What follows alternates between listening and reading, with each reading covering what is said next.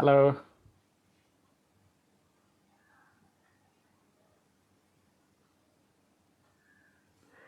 Looks like some technical glitch.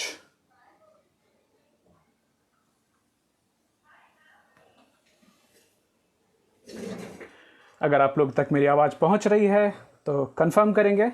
इस बार आवाज़ आई क्या? मुकेश सिंह जी, आवाज़ आ रही है? कृपया कंफर्म करें।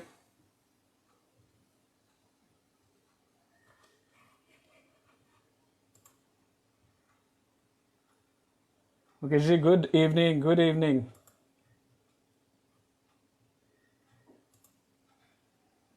Oh, thank you so much. Thank you. Thanks, Vicky.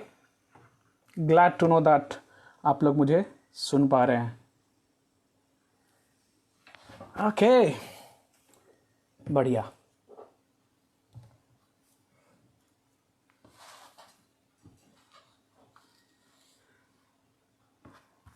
Okay, तो आप सबको सबसे पहले इस स्पेशल दिन पे एक हमारी तरफ से शुभकामनाएं हैं। शुभकामनाएं मातृ दिवस, मदर्स डे की। तो आप सब जितनी भी माताएं हैं, जितनी भी मम्मीज़ हैं, सब मम्मी लोग को प्रणाम। और उम्मीद है कि आप सब अपनी अपनी माताओं के साथ हैं और अपनी मम्मी को मिल पाए हैं, उनसे बातचीत हो पाई है। हमारी मम्मी भी आई थी अभी आज, तो प्रणाम किया है। बट जो एक गले मिलने वाला होता था वो गले नहीं मिल पाया, तो थोड़ा दुख भी है इस बात का। बट क्या करें, ये अभी की नई रियलिटी है। ये आज सुबह ही मैं सोच रहा था कि हम में से हम सब तो बचने वाले हैं, तो एक समय आएगा जब हम बात करेंगे कि ये जो क्षण है, ये मतलब प्री कोविड एरा और पोस्ट कोविड एरा। बट जो लोग कोविड एरा को सरवाइव कर पाएंगे वो इसकी बात करेंगे। तो मुझे ये तो पूरा भरोसा है कि आप सब लोग इस कोविड एरा से आगे निकलने वाले हैं और साथ रहने वाले हैं। तो आज की टॉपिक को शुरुआत करते हैं। कल एक मूवी देखी, कामयाब। और ये कामयाब मूवी थी संजय मिश्रा जी की। और रिकमेंडेशन देखिए किन की आई थी। रिकमेंडेशन आई थी पॉल कोयलो साहब, और इस फिल्म के प्रोडक्शन में और प्रोड्यूसर हैं शाहरुख खान जी। तो बड़ा ही शानदार लगा। देखा मूवी, एक जूनियर आर्टिस्ट की लाइफ पे बनाई गई है और मिश्रा जी ने क्या काम किया है। तो हमने भी अपने 2-4 बधाई के अक्षर उनको लिखे, जो काफ़ी लोगों को पसंद आ गया। तो काफ़ी उसके ऊपर में ट्वीट रीट्वीट चल रहे थे। हाँ हाँ, मुकेश जी बोल रहे हैं हमारे कल्चर में तो मदर्स डे हमेशा होती है। बिल्कुल सही है, लेकिन देखिए मैं एक ये मानने वाला हूँ कि ज़िंदगी में चाहे किसी बहाने से अच्छी चीज़ को सेलिब्रेट करने का मौका मिलता है तो किया जाए। पहले मैं भी थोड़ा ये नाराज़ होता था कि ये सब विदेशी चीज़ें हैं। जैसे क्या था कि वो हर चीज़ में, हर चीज़ में कार्ड खरीदनी पड़ती थी ना, ग्रीटिंग कार्ड। तो फिर लेकिन बाद में फिर ये रियलाइज हुआ कि नहीं यार, ठीक है यार, हाँ अच्छी बात है ना कि किसी बहाने चलिए याद तो कर लिया। ऑलराइट, सो अभी तक तो मुकेश जी, विकी, विराज नारकर जी, आप सबका शुक्रिया। Thanks for joining. Rajeev Kumar ji, आप सबको एक बार फिर से मदर्स डे की शुभकामनाएं। और आज की जो बात है कि ये आर्टिफिशियल इंटेलिजेंस किस तरह से हमें प्रभावित कर रहा है, और क्या हम भी एक ऐसे बन गए कि क्या कोई हमें हैक कर सकता है। देखते हैं, आज उसकी बात करेंगे। तो आज हम जिनकी चर्चा करने वाले हैं ये हैं एक बड़े कमाल के इंसान जिनका नाम है युवल नोआ हरारी। हमने पहले भी इनकी बात की थी। तो आप में से कई लोग को याद होगा कि युवल साहब जो हैं वो हिस्ट्री के प्रोफेसर हैं। कहाँ? हिब्रू यूनिवर्सिटी इज़राइल में है, वहाँ पे उन्होंने अभी तक 3 किताबें लिखी हैं। उनकी सबसे पहली किताब जो थी, उस किताब का नाम था होमो सेपियंस, दूसरी किताब होमोडियस, और तीसरी किताब ideas for 21 ideas for the new century करके। कमाल की किताब है। और उनकी जो विचार हैं पूरे दुनिया में उन्होंने एकदम लोगों को एक तरह से जगाया और लोगों की आंखें खुल गई। लोगों को लगा कि अरे बहुत सारी चीज़ें हैं ज़िंदगी में जिनको हम जानते नहीं हैं। तो उन आयाम को, उन चीज़ों की हम बात करेंगे आज, तो साथ रहिएगा हमारे। तो युवल साहब इस कोविड के पहले वाले एरा में युवल साहब ने बताया था कि ह्यूमैनिटी के लिए क्या क्या चैलेंजेस हैं आज के डेट में। तो उन्होंने एक सबसे बड़ा चैलेंज ह्यूमैनिटी के लिए बताया था कि कभी भी न्यूक्लियर वॉर हो सकते हैं। जो 4-5 बड़ी देश हैं, बड़ी कंट्रीज़ हैं, वो कभी भी लड़ाई कर सकती हैं। ये पहला खतरा नंबर 1 था। दूसरा, क्लाइमेट चेंज का खतरा था, और इसके ऊपर बहुत सारे लोग काफ़ी जागरूक भी हैं कि क्लाइमेटिक कंडीशंस जिस तरह से प्रभावित हो रहे हैं, जो कि पृथ्वी के लिए सही नहीं था। हालांकि अभी क्लाइमेटिक कंडीशंस इस जो महीने भर की अक्रॉस द ग्लोब जो लॉकडाउन हुए, उसमें क्लाइमेटिक कंडीशंस में ड्रामेटिक इम्पैक्ट आया है। और तीसरी जो बात जिसके लिए हम आज आप और हम सब मिले हैं, जिसमें युवल जी बोलते हैं कि आर्टिफिशियल इंटेलिजेंस और बायो इंजीनियरिंग में जो परिवर्तन हो रहे हैं, इससे हमारे खुद के हैक होने का खतरा है। तो समझ रहे हैं, आगे देखेंगे उसको आज। तो अभी आप में से पूछना चाहूँगा कि क्या ये न्यूक्लियर वॉर होना क्या इंसान रोक सकता है? काफ़ी हद तक अगर हम अपनी सोच को, अपनी सरकारों को, अगर अच्छे लोगों को चुनेंगे तो आप शायद इसको रोक सकते हैं। क्लाइमेटिक कंट्रोल कुछ हद तक हमारे हाथ में है। अब ये एपिडेमिक क्या हमारे हाथ में है क्या?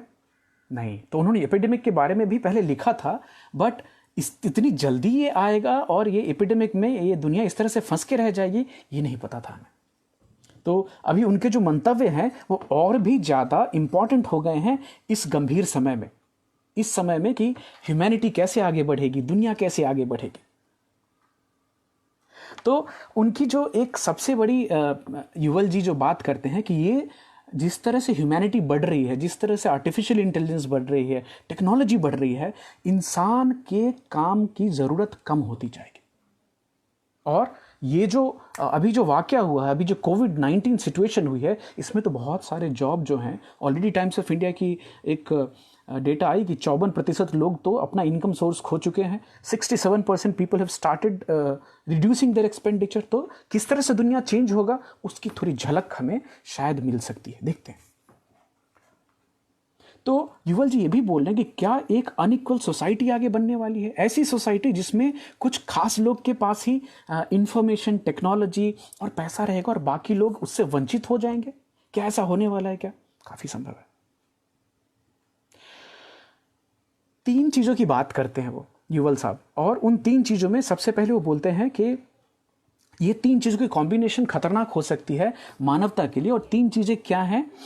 बायोमेट्रिक डेटा, आपकी जो इंडिविजुअल डेटा है वो, computing power, computers, super computers, artificial intelligence और डेटा, ये तीनों चीजें मिल करके आपको हैक कर सकते हैं। कैसे, हम आगे देखते हैं इसको। तो बाय द वे, हैकिंग का मतलब क्या होता है कंप्यूटर की भाषा में, जरा बताएंगे आप लोग हैकिंग मतलब क्या समझते हैं? सुना होगा ना आपने, ethical hacker, non ethical hacker. और जो जैसे आपने सुना होगा कि बैंक की डेटा हैक हो गई। मैं चाहता हूँ बच्चे जो देख रहे हैं वो ध्यान दें इसके ऊपर में। ये जो कॉन्सेप्ट है ना, ये बहुत बहुत इंटरेस्टिंग है। तो ये पहले आपने सुना होगा कि किसी कंप्यूटर सिस्टम की, किसी बैंक की डेटा को हैक कर लिया, चुरा लिया। तो किसी सिस्टम के अंदर में इलीगली घुस जाना हैकिंग बोलते हैं।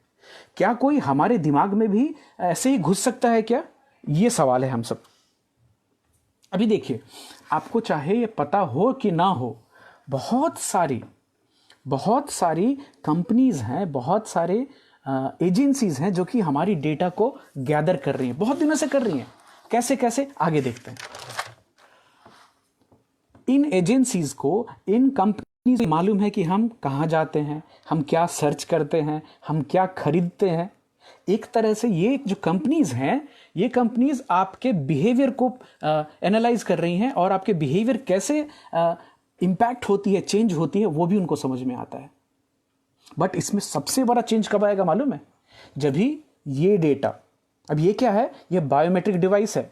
ये अभी ये डिवाइस मैंने पहन रखी है, आप इसको फिटबिट बोल लें, गूगल एप्पल वॉच बोल लें, या फिर ये हुआई कंपनी की है, चाइनीज़ कंपनी की है।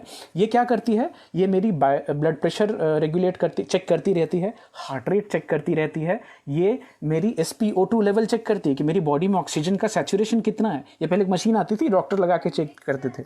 अभी ये सीधे इससे पता चलता है कि मेरी बॉडी में 97% ऑक्सीजन का लेवल है कि 98% है। ये मैं कितने दिन भर चलता हूँ, कितने स्टेप वो भी कैलकुलेट करती है। साथ में ये जो डिवाइस है ये मैं कितने घंटे सो रहा हूँ ये भी चेक करती है। बताइए, तो जब तक ये डेटा मेरे पास है तब तक ठीक है। अभी ये डेटा आर्टिफिशियल इंटेलिजेंस के पास जाने से क्या हो रहा है देखिए। कुछ समय पहले तक ही बड़ी से बड़ी जासूसी एजेंसी, चाहे केजीबी बोल लीजिए, चाहे गेस्टापो बोल लीजिए, किसी के पास इतनी डेटा एक इंडिविजुअल के बारे में नहीं थी। और मान लीजिए पता भी चल गई तो उसको प्रोसेस करने कैसे करना है, उसका क्या नतीजा निकालना है, ये कभी उनको समझ ही नहीं आता था। लेकिन अभी क्या होने वाला है, अभी ये डेटा तो मैं शेयर कर रहा हूं। ये डेटा हुवाई कंपनी है जिसको मैं ऐप के थ्रू एक्सेस दे रखी है। तो कोई ना कोई तो देख रहा है कि अमित शेखर की हार्ट रेट कैसे ऊपर नीचे हो रही है, ब्लड प्रेशर कैसे ऊपर नीचे हो रहा है। एक समय आएगा जब हमारी ब्रेन की डेटा भी कैप्चर हो सकती है। जैसे फॉर एग्जांपल, अब मैंने ये डिवाइस पहनी है और मैं देख क्या रहा हूँ, नेटफ्लिक्स। ठीक है, नेटफ्लिक्स पे कोई प्रोग्राम चल रही है और नेटफ्लिक्स को मालूम है, और मान लीजिए जो मेरी बायोमेट्रिक कंपनी है उसने वो एक्सेस दे रखा है, तो कौन सी मूवी देख करके मेरा हार्ट रेट बढ़ रहा है, कौन सी मूवी देख करके मेरा ब्लड प्रेशर बढ़ रहा है, ये डेटा नेटफ्लिक्स को जा सकती है। और नेटफ्लिक्स ये प्रेडिक्ट कर सकती है कि हाँ देखो, इस चीज़ को देख के इस आदमी की इमोशनल जो स्टेट है उसमें चेंज आ रहा है। तो क्या होगा, ये जो सिस्टम्स हैं, ये जो एल्गोरिदम्स हैं, ये हमारी फीलिंग्स को समझने लगेंगे। और फीलिंग समझने के साथ साथ ये क्या है, वहां तक तो ठीक है, चलो फीलिंग समझ रहे हैं। जब भी लेकिन फीलिंग्स को मैनिपुलेट करना चालू किया तो अभी भी, कल ही मैं बात कर रहा था कि अभी भी जो हम लोग नेटफ्लिक्स में देख रहे हैं वो ज्यादातर रिकमेंडेशन तो वही देते हैं ऑलरेडी। और आर्टिफिशियल इंटेलिजेंस आपकी चॉइसेस को बता रही है। लेकिन जब भी ये आपको एक खास तरह रास्ते पे चलाया जाने लगे तो मतलब आपको हैक किया जा रहा है। अब फॉर एग्जाम्पल एक और हैकिंग का एग्जाम्पल बताता हूं। आप में से जितने भी ऑनलाइन शॉपर्स हैं, हमारे एक चैंपियन है हमारा विकी, तो कल उन्होंने खुद से बोला कि कुछ 100 वेबसाइट्स यूज करते हैं वो। हाँ, क्या हुआ?